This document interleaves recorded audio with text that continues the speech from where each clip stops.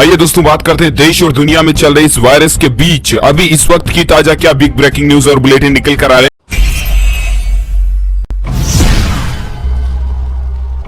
तो बड़ी खबर आप देख सकते हैं दोस्तों इस वक्त की कि दुनिया भर में इस वायरस के चलते जान जाने वाले लोगों की संख्या दोस्तों 1,65,000 से भी ज्यादा पहुंच चुकी है। वहीं टोटल संक्रमित लोगों की संख्या दुनिया भर में 24 लाख से ज्यादा हो चुकी है। पर चलिए अब नजर डालते हैं इस वक्त की कुछ ताजा बड़ी खबरों पर। तो एक अपडेट देख सकते हैं दोस्तों की 56 साल पहले इस महिला वैज्ञानिक ने की थी दोस्तों इस वायरस की खोज। जी हाँ, क्या आपको पता दोस्तों की अभी देश और दुनिया भर में फैले हुए इस गंभीर और खतरनाक वायरस की खोज आखिर किसने की थी? तो दोस्तों 56 साल पहले एक महिला वैज्ञानिक जिनकी कहानी जानकर आप भी चौंक जाएंगे। सन 1963 में ओंटारियो कैंसर इंस्टीट्यूट में इलेक्ट्रॉन माइक्रोस्कोप से वायरस खोजती हुई डॉक्टर जून अल्मीडा की ये तस्वीर भी आप देख सकते हैं। दोस्तों ये महिला वैज्ञानिक अपनी जिंदगी में इतना संघर्ष किए, ये गरीबी में पली बड़ी, कम उम्र में नौकरी करने लग गई थी, दो इनकी शादियां हुई, उसके बावजूद इसने दुनिया भर में इतने अचीवमेंट समाज को दिए हैं जिनकी बदौलत हमारे समाज को काफी सहायता मिली है आगे बढ़ने के लिए। HIV वायरस की भी पहली हाई क्वालिटी की तस्वीर खींचने का श्रेय इन्हीं महिला वैज्ञानिक को जाता है। चलिए और फिलहाल अगला अपडेट देख सकते हैं दोस्तों। इस कोरोना संकट के बीच दिल्ली में आज से शुरू होगी रैपिड टेस्टिंग। हॉटस्पॉट इलाकों से इसका आगाज होगा। जी हाँ, आपको बता दें दोस्तों राजधानी दिल्ली में कोरोना वायरस के मामलों ने पिछले कुछ दिनों में तेजी पकड़ रखी है और इसी बीच दिल्ली सरकार यानी कि अरविंद केजरीवाल सरकार आज से ही राज्य में रैपिड टेस्टिंग शुरू करने जा रही है, जिसके बाद कोरोना वायरस से जुड़े मामलों की जल्द से जल्द पहचान हो सकेगी और टेस्ट का रिजल्ट भी कम समय में आ जाएगा। आपको बता दें दोस्तों दिल्ली के स्वास्थ्य मंत्री सत्येंद्र जैन ने इस बारे में जानकारी देते हुए कहा कि राजधानी में सभी हॉटस्पॉट इलाकों से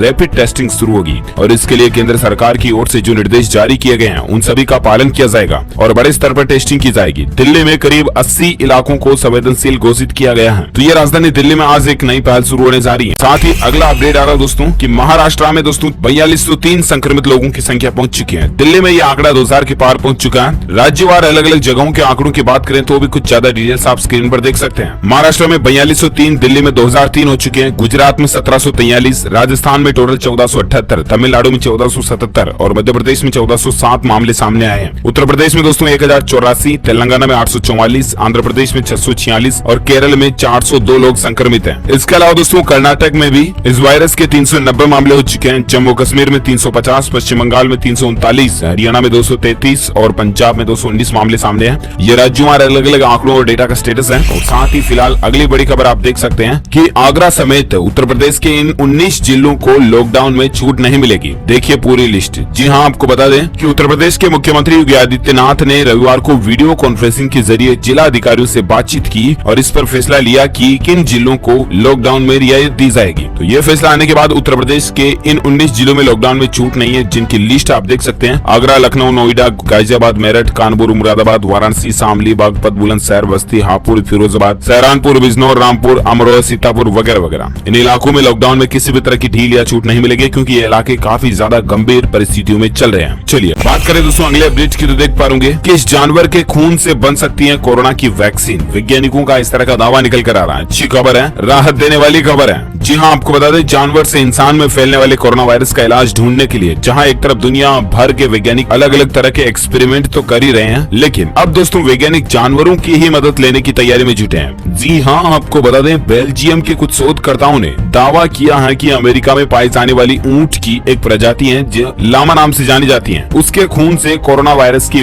वैक्सीन तैयार की जा सकती है। जहाँ विलाम्स इंस्टीट्यूट फॉर बायोटेक्नोलॉजी के शोधकर्ताओं ने यह दावा किया दोस्तों की लामा के खून से कोरोना वायरस के कहर को बेअसर किया जा सकता है। कोविड-19 के फैमिली वायरस MERS और सार्स के मामले में भी लामा के खून में मौजूद एंटीबॉडी प्रभावी साबित हुए थे। हालांकि दोस्तों वह शोध जो है वो HIV की रिसर्च का एक हिस्सा था। रिसर्चर्स का कहना है दोस्तों कि लामा के एंटीबॉडीज इंसानों के एंटीबॉडीज की तुलना में काफी छोटे होते हैं और छोटे एंटीबॉडीज होने की वजह से वायरोलॉजिस्ट खून में मौजूद छोटे अणुओं की मदद लेकर कोविड-19 के खिलाफ वैक्सीन या ड्रग बना सकते हैं। विज्ञान की भाषा में इसे नैनो बॉडी टेक्नोलॉजी कहा जाता है। आपको बता दें दक्षिण कोरिया में हुए एक अन्य रिसर्च के मुताबिक कोरोना वायरस की वैक्सीन बनाने में नेवले की एक प्रजाति को भी उपयोग में लाया जा सकता है। Journal Cell Host and Microbe में प्रकाशित एक रिपोर्ट के मुताबिक दोस्तों नेवले की प्रजाति पर कोविड-19 का असर बिल्कुल इंसानों जैसा ही दिखाई देता है और इसलिए कोरोना का एंटी वायरस ड्रग तैयार करने में इसकी काफी मदद ली जा सकती है। अब दोस्तों वैज्ञानिक अलग अलग जानवरों पर रिसर्च जरूर कर रहे हैं और भगवान से, ऊपर वाले से, ईश्वर, अल्लाह, गॉड, जो कुछ भी आप मानते हो दोस्तों, उनसे यही प्रार्थना है कि प्लीज जल्द से जल्द जैसे भी कैसे एन के एन प्रकार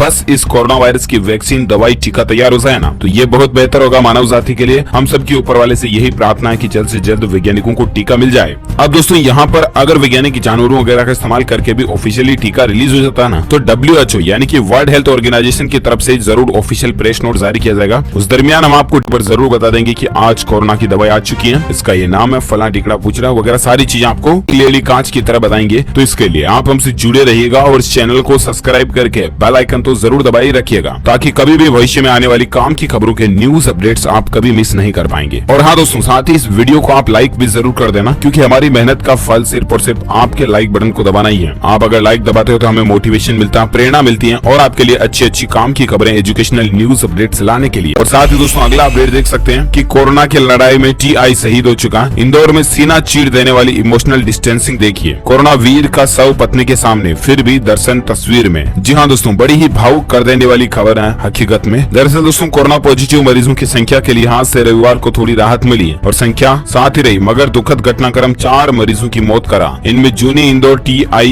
देवेंद्र कुमार चंद्रवंशी की मृत्यु भी शामिल है। इसके अलावा साकेत बिलगिया, राजेश चंदेरिया और कुंवर लाड़ीबाई भी ये दुनिया से छोड़कर चली गई है। अब दोस्तों ड्यूटी के दौरान संक्रमण का शिकार हुए जूनी इंदौर TI देवेंद्र कुमार चंद्रवंशी की शनिवार रविवार दरमियान रात अरविंदो हॉस्पिटल में जान चली गई। 11:30 बजे उन्होंने आखिरी सांस ली। राजकीय सम्मान के साथ उनका अंतिम संस्कार हुआ। कोरोना के बाद उनके फेफड़ों में निमोनिया हो गया था, जिसके चलते उनकी मौत भी हो गई। लेकिन दोस्तों दुखद बड़ी बात यह है कि उनकी पत्नी के सामने होते हुए भी उनकी पत्नी उनके पास न जा सकी। साथ ही इस खबर से आप एक सीख लीजिए कि देवेंद्र को श्रद्धांजलि देने के 3 तरीके हैं। उन्होंने कोरोना से लड़ते हुए जान गंवाई है। इसलिए अगर आप में, आपके परिवार वालों में, दोस्तों, मित्रों, पड़ोसी में किसी में भी अगर इसके लक्षण दिखे तो छिपाएं नहीं, खुद आगे आएं और बताएं। देवेंद्र जैसे शहर के हर वॉरियर को 2 चीजें दे, सहयोग और सम्मान। लॉकडाउन के दौरान प्लीज प्लीज प्लीज घरों में ही रहें। चलिए, इसलिए बस मैं आपका बिना टाइम वेस्ट किए सीधे आपको ले चलता हूं अगले अपडेट में। तो देख पा रहे बड़ी खबर है कि कोरोना काल के बीच दोस्तों केरल में सड़कों पर चहल पहल देखी गई। रेस्तरां वगैरह खुल चुके थे, तभी केंद्र सरकार से फटकार पड़ी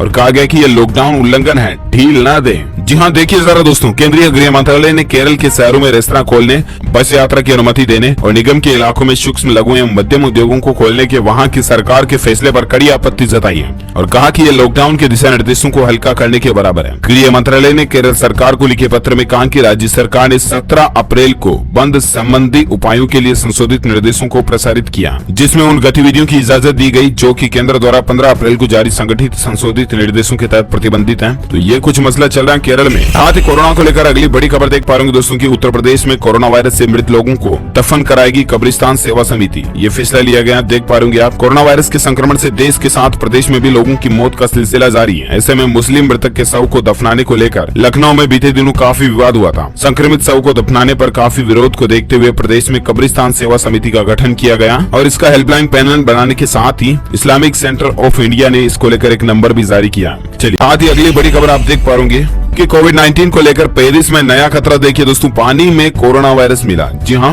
ये खबर आपको चौंका सकती है, बहुत ही ज्यादा गंभीर है। देखिएगा दोस्तों, संक्रामक महामारी कोरोना वायरस का एक और बड़ा खतरा सामने आया। फ्रांस की राजधानी पेरिस शहर में पानी में भी कोविड-19 के विषाणु पाए गए। शहर के एक अधिकारी ने इसकी पुष्टि की है। दरअसल दोस्तों, अधिकारी सेलिया ब्लाउल ने बताया कि पेरिस में गैर पीने योग्य पानी में नए कोरोना वायरस के माइनस्क्यूल सूक्ष्म निशान पाए गए हैं और ये पानी सड़कों की सफाई आदि में इस्तेमाल किया जाता है। अधिकारी ने कहा दोस्तों की फिलहाल पीने के पानी दूषित होने का कोई खतरा नहीं है, लेकिन प्रश्नवाचक चिन्ह खड़ा ये होता दोस्तों कि क्या कहीं पीने के पानी में अगर कोरोना वायरस आ गया तो, या पीने का पानी जो नलों के द्वारा आता है उसमें कहीं ये वायरस आ गया तो। हालांकि दोस्तों अभी आपको ऐसे सवालों को लेकर बिल्कुल भी चिंता करने की या डरने की जरूरत नहीं है, क्योंकि अभी तक ना ही वैज्ञानिकों की तरफ से ऐसी कोई बात देखने को मिली है कि पानी में वायरस का इन्फेक्शन जाना आना वगैरह। इसके अलावा ना ही अभी तक ऐसा कोई समस्या, प्रॉब्लम, घटना दुनिया में, देश में कहीं पर भी देखने को नहीं मिली है। तो प्लीज आप टेंशन ना ले। लेकिन यहाँ पर मैं एक बात जरूर कहना चाहूंगा कि आपका जो पीने के पानी का टैंकर वगैरह है उसको बिल्कुल आप ढकाए रखें, गंदे हाथों से उसमें पानी डुबोए ले, ऐसा कुछ नहीं है। बाहर से आए और हाथ ही नहीं धोए टैंक में पानी निकालिए, ऐसा ना करें। ये आदतें आपको खतरे में डाल सकती हैं और कोरोना वायरस का ठेका नहीं दोस्तों, ऐसी आदतों से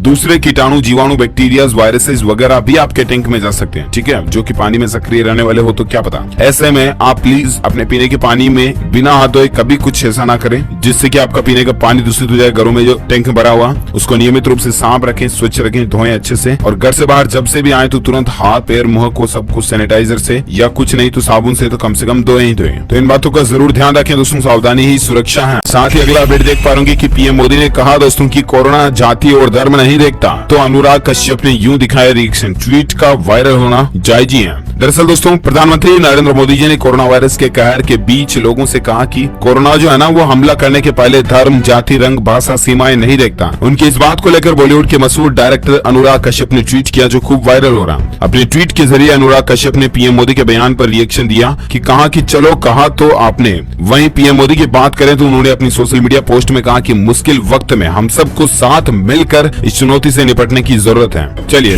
और साथ ही अगला अपडेट देख पाऊंगी कि इजराइल में भी कोरोना की वैक्सीन का एक नया नमूना बनाया गया दोस्तों की वायरस की संरचना पर सीधी चोट करता है। देखते हैं ये भी कब तक मार्केट में आता है। बहुत सारी रोजाना खबरें तो आती है कि वायरस पर वैक्सीन बन रहा है वगैरह वगैरह, लेकिन फिलहाल अभी तक दोस्तों WHO की तरफ से ऑफिशियल अपडेट कुछ भी नहीं आया है। आपकी जानकारी के लिए बताना चाहूंगा मैं, ठीक है। इसके अलावा एक और बड़ी खबर देख सकते हैं, बड़ा फैसला है दोस्तों, बिना मास्क के देश में कहीं पर भी आपको पेट्रोल और डीजल नहीं मिलेगा। मैंने आपको हाल ही में 1-2 दिन पहले ये न्यूज अपडेट बताया था ना, लेकिन आप में से बहुत सारे दोस्तों मित्रों ने कमेंट किया कि यार डीएलएस भाई ये नियम कौन कौन से राज्य में। तो मैं आपको बता दूं देश भर में इस तरह का नियम कानून लागू हो चुका है कि पेट्रोल पंप पर अगर आप बिना मास्क लगाए चले जाते हो तो आपको रीता वापस आना पड़ेगा, गाड़ी में तेल नहीं डाला जाएगा। इसलिए मास्क लगा कर ही जाएं, रूमाल वगैरह कुछ न कुछ तो जरूर बांध कर ही जाएं, वरना दोस्तों नो मास्क नो पेट्रोल की पहल देश भर के सभी पेट्रोल पंपों पर जारी हो चुकी है। और इसीलिए please please please petrol diesel भरवाने जाएं या घर से बाहर जब भी जाएं किसी भी काम से तो दोस्तों मास्क लगा कर ही जाएं। ओके, उम्मीद है दोस्तों ये कोरोना वायरस को लेकर आज दिन भर की तमाम बड़ी खबरें, मुख्य समाचार, ब्रेकिंग न्यूज, हेडलाइंस न्यूज आपको जरूर जानने मिली होगी। वैसे आप कमेंट करके बताइएगा दोस्तों कि आपके जिले में कोरोना के अभी तक कितने मामले देखे गए हैं। एक भी नहीं है, शून्य मामले हैं, या 2, 5, 10, 17, 20, 2500 जो भी है, आपके जिले में कितने लोगों की संख्या संक्रमित हो चुकी है ये कमेंट करके बताइएगा मुझे। और साथ ही इस चैनल को सब्सक्राइब करके बेल आइकन तो दबाई देना, लेकिन इस वीडियो को जरूर लाइक करना, ज्यादा से ज्यादा लाइक करना दोस्तों। अपने दोस्तों के साथ फेसबुक और व्हाट्सएप पर भी जरूर शेयर करना, व्हाट्सएप के ग्रुपों में शेयर करके लाइक कर देना, ठीक है। Thank you, take care, good bye, जय हिंद, जय भारत, वंदे मातरम।